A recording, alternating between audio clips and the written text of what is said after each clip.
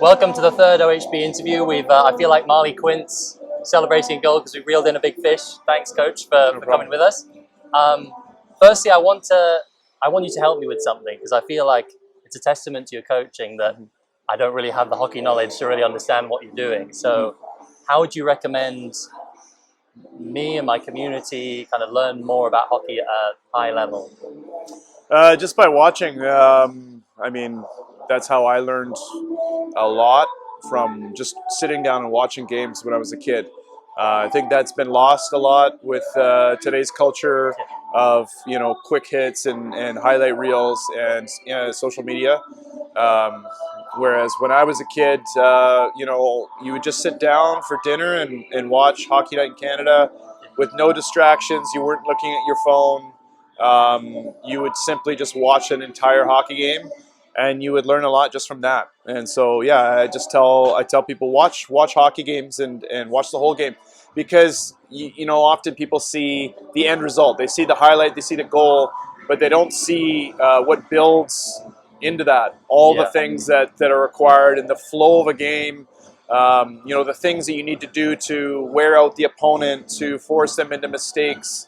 The flow of the game, all those little nuances you don't see unless you watch an entire game. Yeah. So I just tell people, watch a whole hockey game and see how it develops. See what see why the goals are created from the shift before and the shift before that, and all the little things that add up. Just by watching. Okay, that's great. Thank you. And presumably, when you're watching, you don't want to just be puck tracking. You should be watching the center or choose somebody to watch.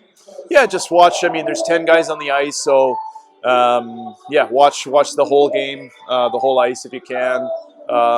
Also, I find that at the higher levels, especially in Canada with Canadian broadcasts, that the commentators are very insightful. Okay. So if you can find a way to get Hockey Night in Canada or Sportsnet, where they're very knowledgeable. I'm sure there are in the U.S. and Europe too, but for me, there's a lot of good insight from former players and people that have dedicated their whole life to hockey, and just they have good insight and pick up things that that the average fan wouldn't. Yeah. And I find it very interesting. Okay, awesome. Yeah. Thank you very much.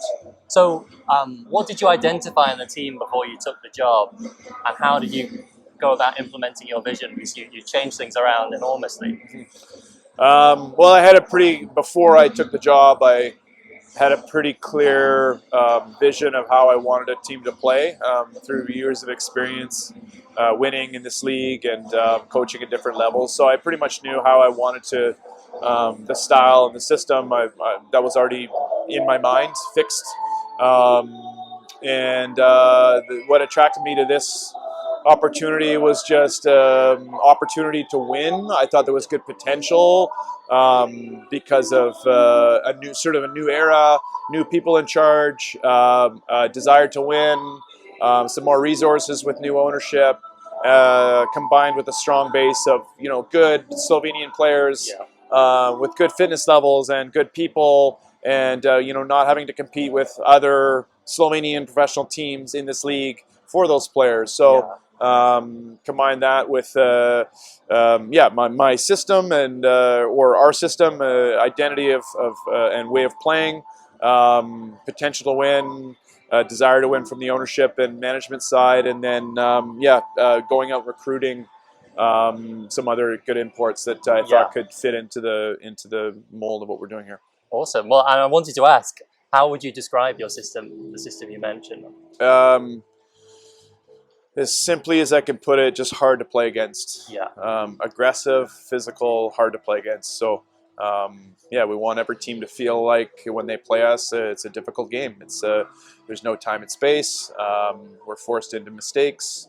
They're physical. They're in our face. That's basically it. So I remember Halby talked about it in an interview. He said that you're trying to basically possess in the offensive zone as much as you can. Is that kind of it as well? Well, yeah, the idea. I mean, hard to play against. The idea of being aggressive, and I'm talking about like on the forecheck and in the D zone when you don't have the puck. The idea behind being aggressive and physical, and as opposed to being passive and giving time and space. The idea behind it is so you can get the puck back. Yeah. as quickly as possible and then possess the puck. Yeah, so that's why you play it, but yeah, it's also just exhausting. So the other team just they eventually wear out if you do it right.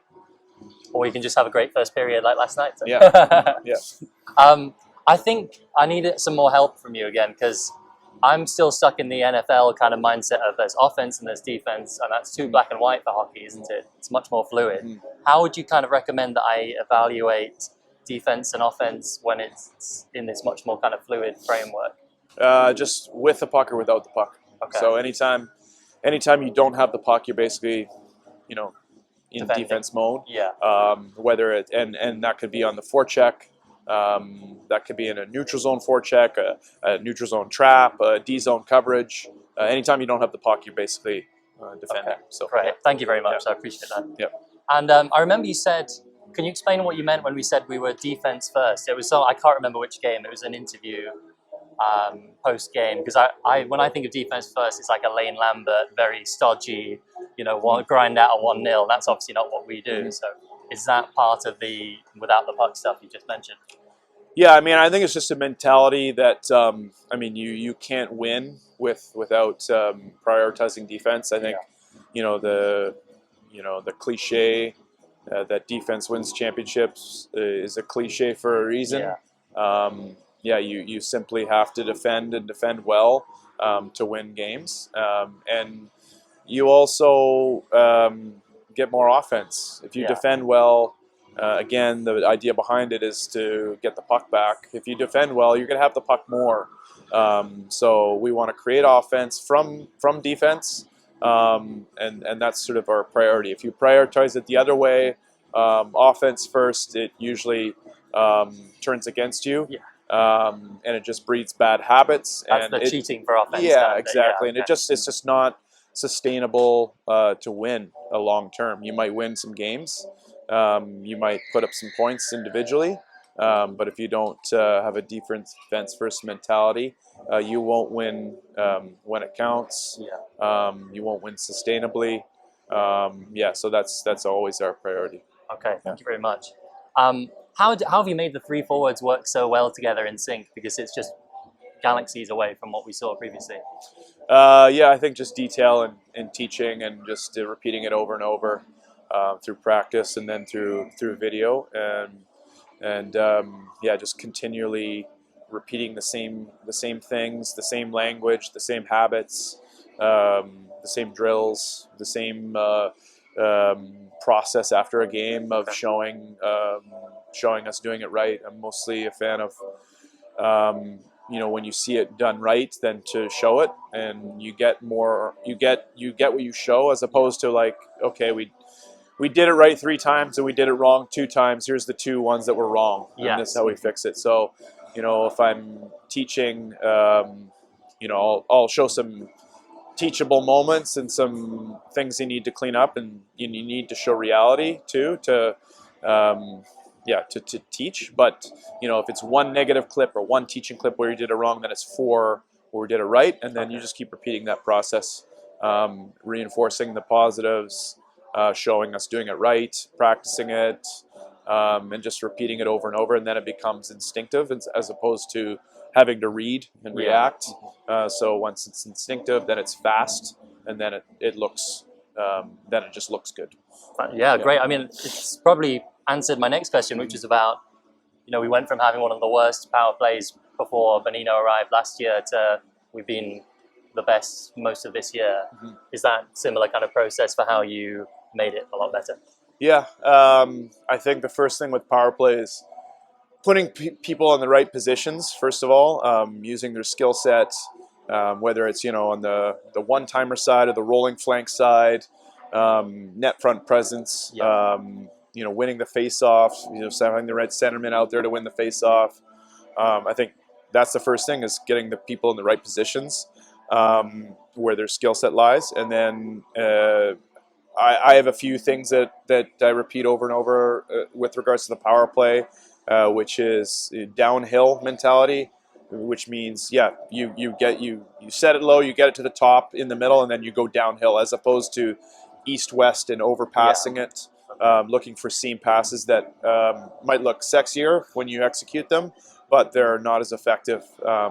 If you are to look at the best power plays in the NHL, if you were to just watch all their power play goals in the whole year, you'd be shocked at how many goals are scored just from screens, tips, and rebounds.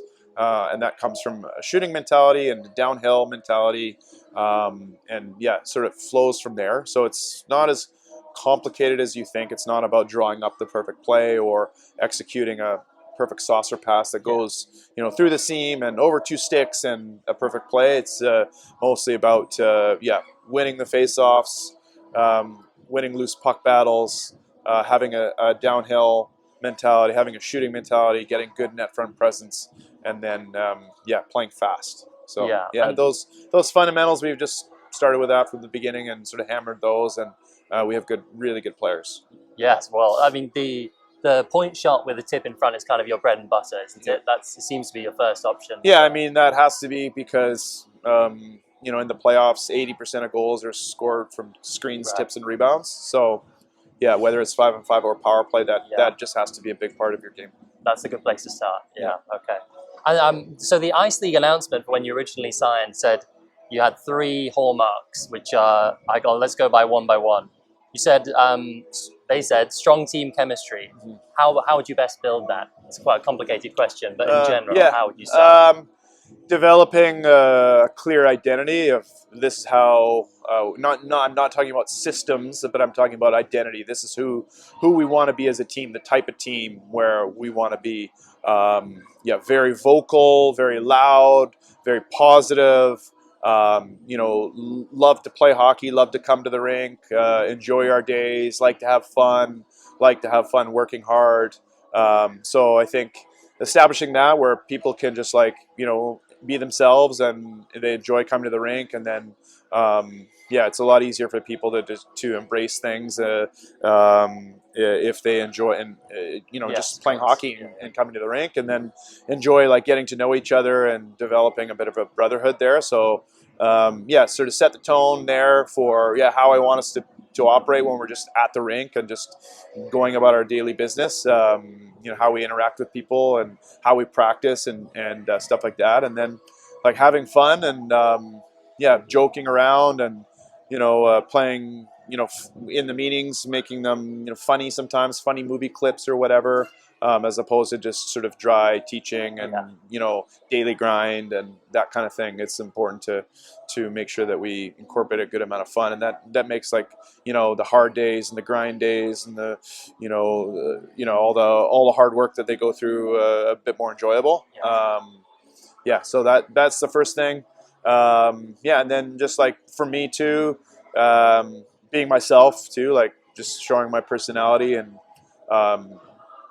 I guess players like it when you're just honest. You're not like a phony. You're not pretending to be someone you're not. Or so I just try to be myself, and then players generally seem more receptive to learning and doing what you ask them when you're honest and you're yourself, and then they can be themselves too. And then if they can ask questions or they can raise an idea, it's not just like a dictatorship where you're just constantly telling them what to do. There's a bit of feedback from the players, and it's just an open, honest environment with everybody on the same page, trying to find solutions and get better every day. Talking of finding solutions, the next one was analytical precision. What data points are you most interested in when you're looking at that kind of thing?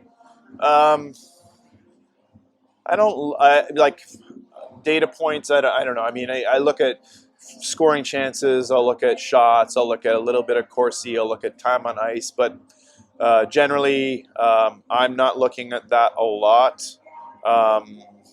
I think all the answers lie in the eye test, just watching the game, like you said, and breaking it down with video and then seeing patterns.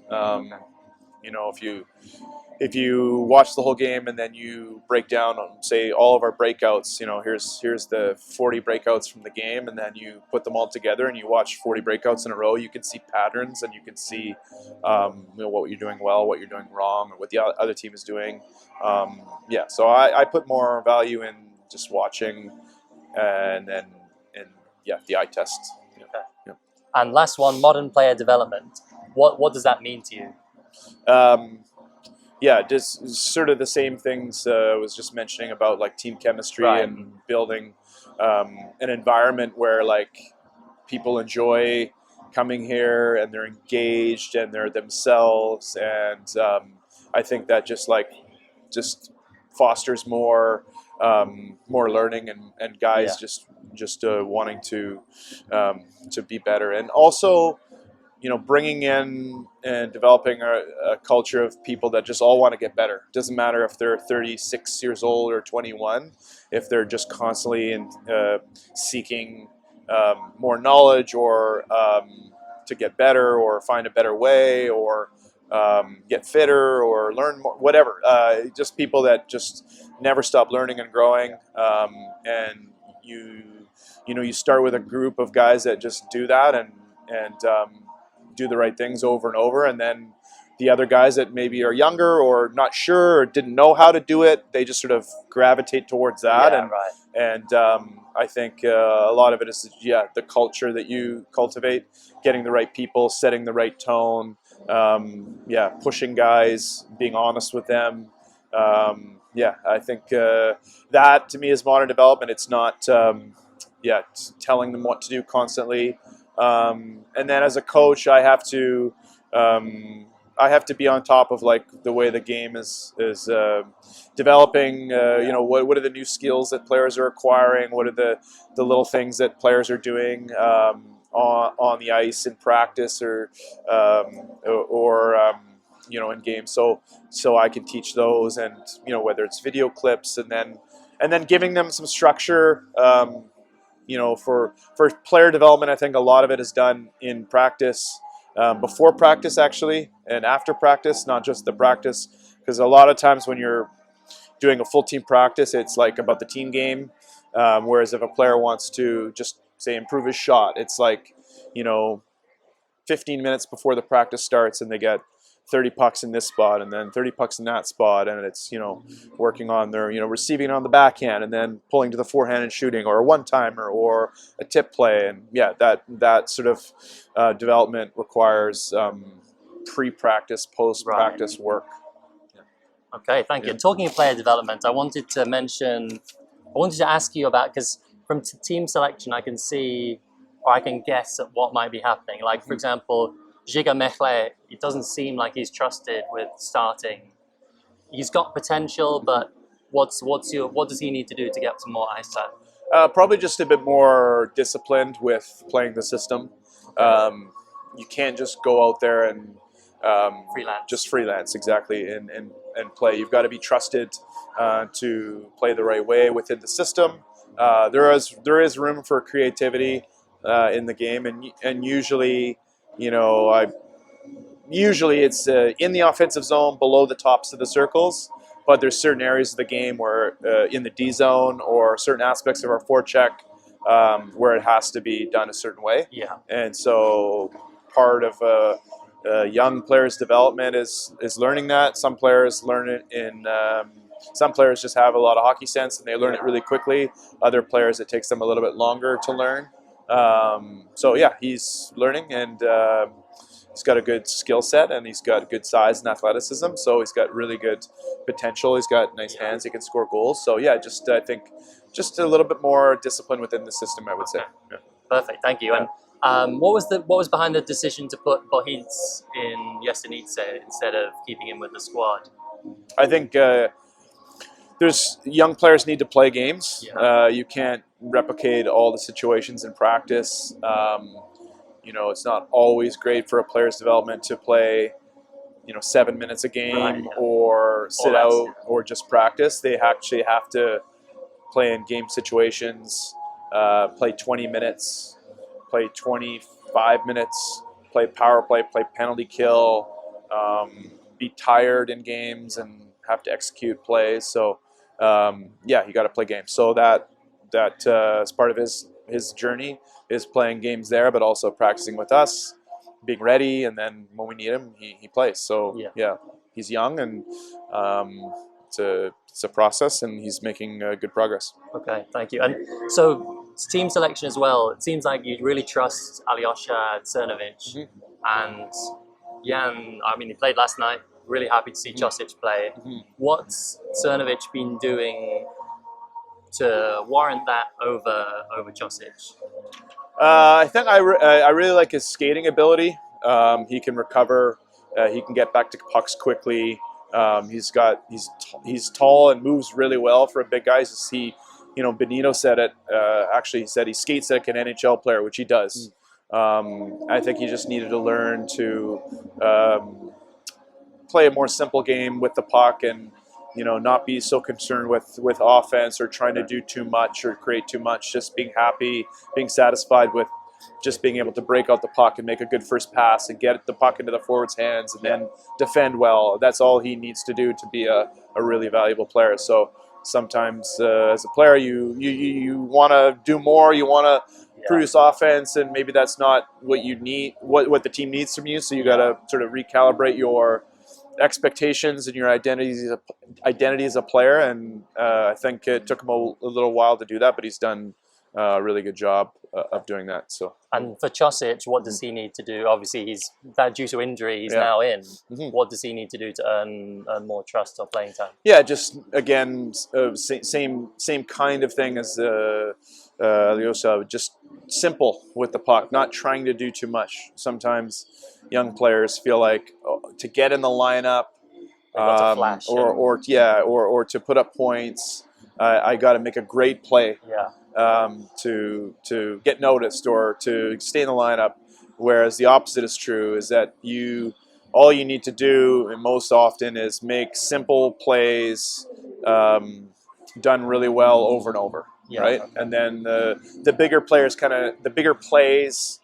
of naturally happen when you just you do simple things over and over really, really well. And I think he needed to learn that and be more consistent in that, because he would have games where he just played simple and effective, and then some of the bigger plays would come to him, and he would make them when he got the opportunity, but he didn't force them.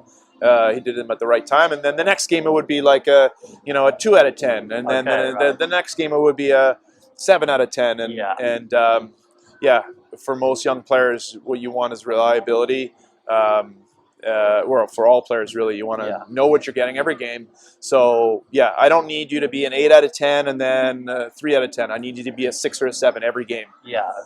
Especially for players like that. So, and that's what you want out of your third pair. You want the more reliability. You know what you can get. Thank you very much.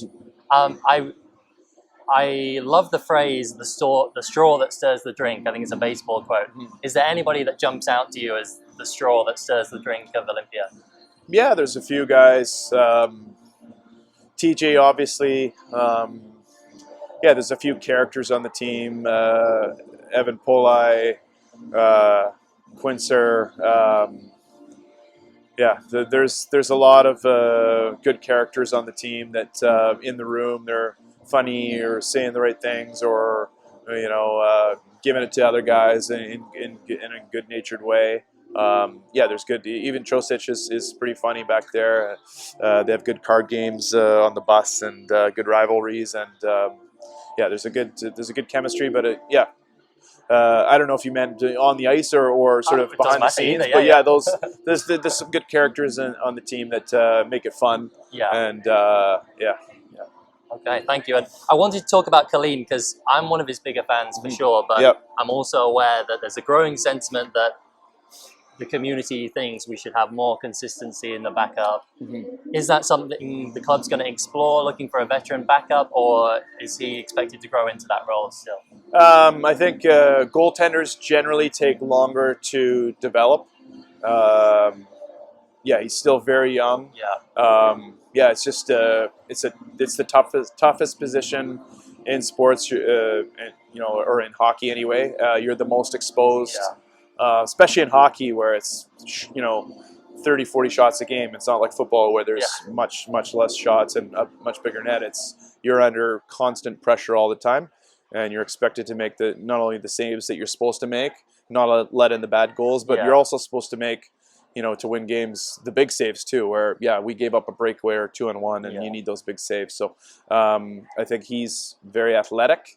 and he's got good potential. And I'm sure if you asked Hori what he was like at his age, he would, he would probably say, yeah, I had a lot to learn or a lot to get better at. I think often with players, they're always in a rush to, to get to that next level. Whereas, it might take, especially for a goalie and a backup goalie, it might take 3 or 4 years. Yeah, okay. You often think, okay, if I just do the right things and work my ass off for 2-3 months, it's going to happen. Yeah, and right.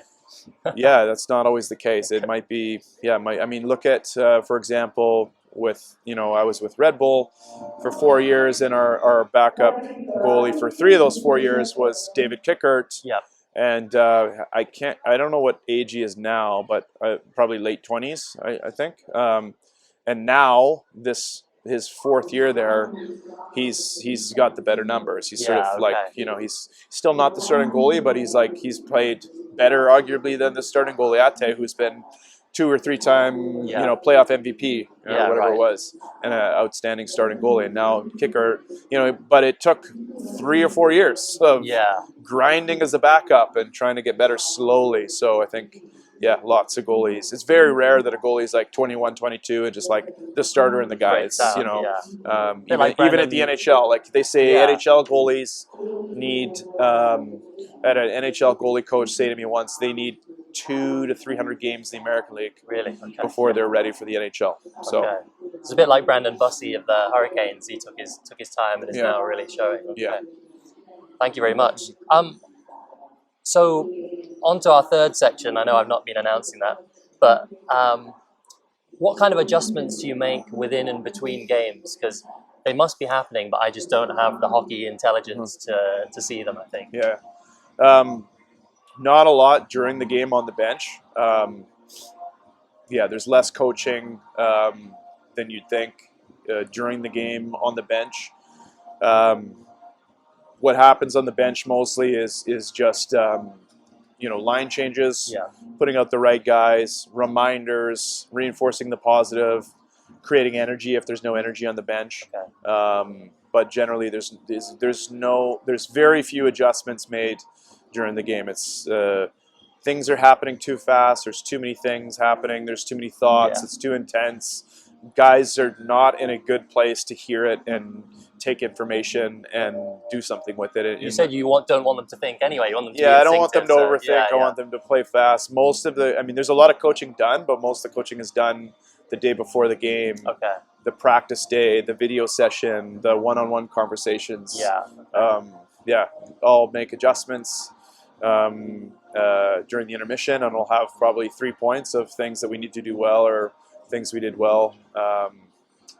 They're in the intermission. They're in a better place to hear, receive information, and think about it, and maybe do something with it. But during the game, it's minimal.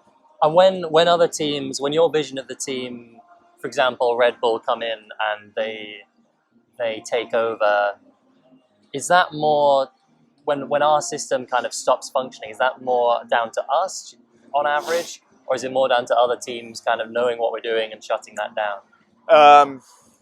A bit of both. It depends on the situation. I mean, there's so many things that are happening. One team might be playing unbelievably and there's nothing you can do to stop it. There's 2 teams out there, and sometimes teams are just great, and you have to weather the storm and make some saves and block some shots and handle it and get outshot but still try and win games, which happens all the time.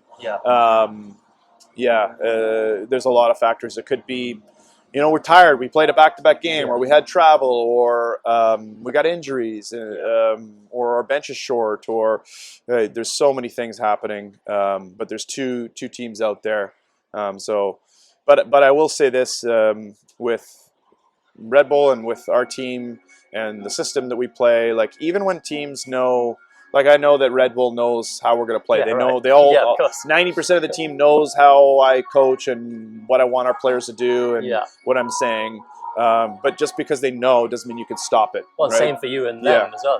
So, I'm not too concerned with like being secretive and like if we do it well, like it's hard to stop. So, yeah. Okay, perfect. And So how do you balance adjusting your game plan to the opposition versus just sticking with, like you said, we're going to be unstoppable with what we do? It's mostly about us. Yeah. So it's mostly about executing our system and our detail and our game plan. But there's always like 2 or 3 things that I can pick up from a team. Here's a few vulnerabilities they have. Here's some weakness in their game. Here's a hole in their system I see, or a few weak players that we can pick on. There's always a tactical thing that I can pick up that I can give an idea or a theme that we can run with. But I would say it's like 70%, what we do in our game, and then a little bit on the opposition. Okay, and on that note, do you line match, or are you just kind of managing your own lines? In the regular season, not as much. Okay. In the playoffs, much more. Yeah. Okay. Yeah. Okay. Thank you. Right. Final section. Do you think your foundation as a video coach has given you an edge over head coaches who don't have that background? Yeah, I would say so. I get feedback from coaches or players that I've worked with that, wow, your video skills and your presentation skills, your pre-scouting is so good. I'm like, thank you. But that came from 10 years of so many hours and so many teams and situations and different coaches and different scenarios and practice, and just like a player, it was like years and years and years of just doing that at an elite level, at the highest level, Olympics, World Juniors, NHL, where you had to be you had to have answers, and you had to be clean and speak clearly and pick up things and work in high pressure situations. So yeah, through that experience, which was like pretty rare, pretty unique experience that I had. Yeah. Not very few people in the hockey world have had all that. So I benefited greatly from that, and that translates into one aspect of my coaching that is, very good. Yeah. And did you always plan to become a head coach, or is that something that grew as you? No, I didn't always plan to. I just kind of grew, got more and more confident, and the more coaches that I worked with, the more I learned, the more I was like, okay, I've assembled a pretty good amount of knowledge and experience, and also, some not so great coaches too that are at high levels that I was like, I could do it better than him. Right. So you gain confidence through that too. And then, the really good coaches you work with, you're like, yeah, I could do what he did. Like, that's great. I could take that and use it. And so it kind of grew. And then I was just ambitious, just there's some guys in the NHL that have been video coaches, for 20 years. And, I started with them, and I was in the NHL or at various levels with them, the same sort of career path or job. And then, they stayed in them, which is great. They, in the NHL for years and years and years, and lots of fun and a good life and good career. But I don't know, just didn't. I got bored of that. Was more ambitious and thought I could do it. So that's what I did. Thank you. And what was so you were an associate coach with RBS, and how was that different to being an assistant or being a head coach? So it's just a bit more senior than a assistant coach. It means that, you could be the head coach probably.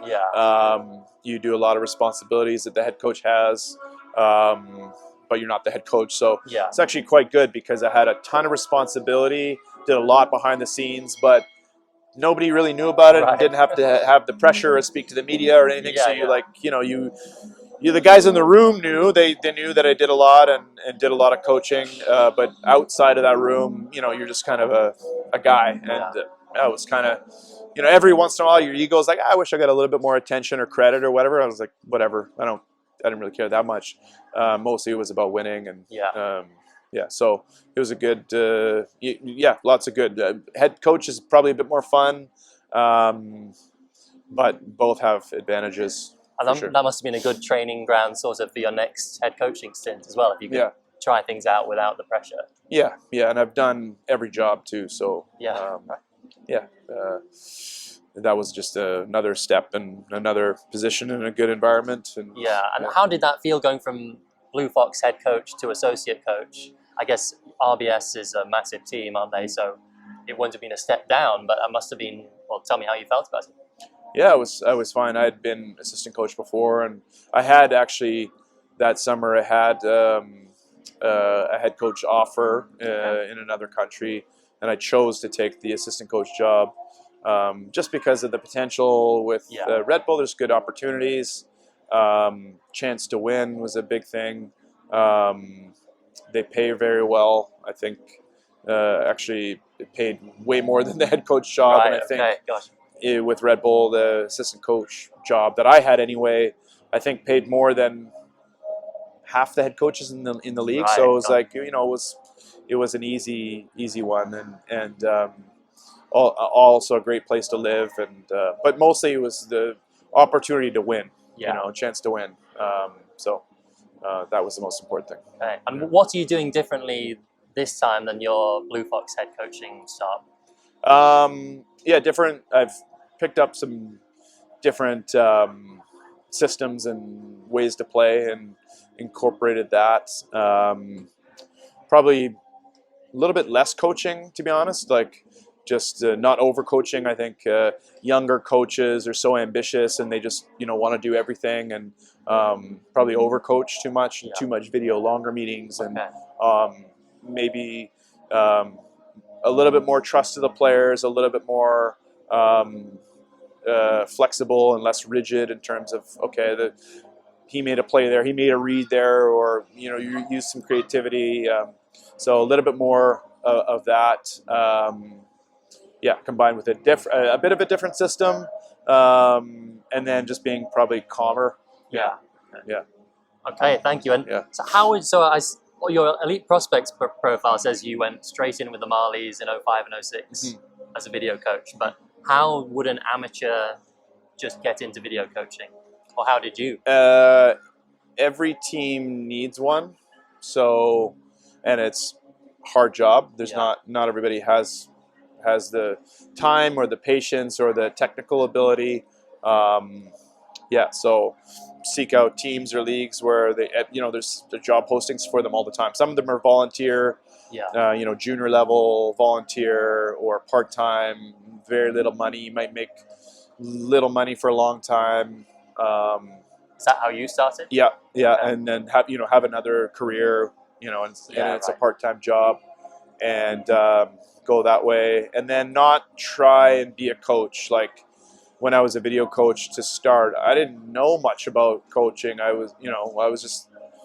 just sat back and learned. Like Paul Maurice was the head coach. Oh yes, right. Actually, it was Paul Maurice. So my first job in hockey, 2005, with the Marlies, the head coach was Paul Maurice. Wow, okay. And the assistant coach was Jim Hughes, who's the dad of Jack Hughes and Quinn Hughes and Luke Hughes. Yeah. So, and I saw that they were like hanging around the locker room like this big or whatever they were.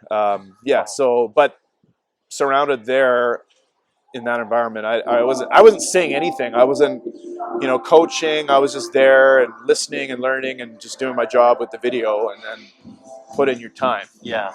Being a sponge. Years of putting in your time. Yeah. Okay. Thank you. So last two. Playoffs. What counts as a success for us at this point?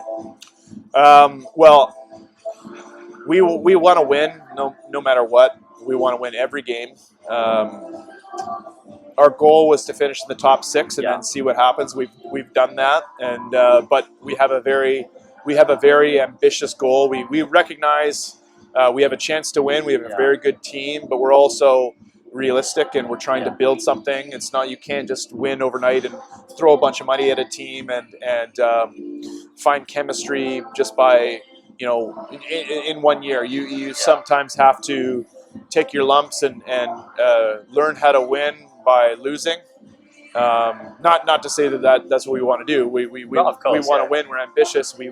We think we can win every game. We want to win every game. but we're also realistic. There's still a long way to go this year and next year as a club overall. But yeah, we want to see how far we can go. We think we have a really good team. We've got some injury problems right now, which we're trying to address, but we've also got good players to step up in new roles and new opportunities to good depth on this club. So we'll see what we can accomplish this year, but we're gonna keep it a fairly simple approach. Yeah. Kind of a one game at a time. Not say, okay, we're gonna win the championship. We're not even talking about that yet. What we're trying to do is just win the next game. Yeah. So we've got a big game tomorrow. We've got 4 games left. There's still stuff to be played for. Home ice advantage. We could finish top 3. So we're focused on that before we start talking about the bigger picture stuff. We're trying to keep our focus simple, one game at a time, and through a playoff series as well. Same kind of approach. Win the first game, and then if you lose it, win the next one. And that's just kind of how we're trying to approach it right now. Okay. Yeah. Well, I mean, I've absolutely loved this conversation. I don't want it to stop, but everything must come to an end. Last question: are you coming back next year? Yep. Okay. Perfect. Well, thank you very much, Coach. Appreciate your time. No problem. And that's it. Thank you very much. Okay. See you guys.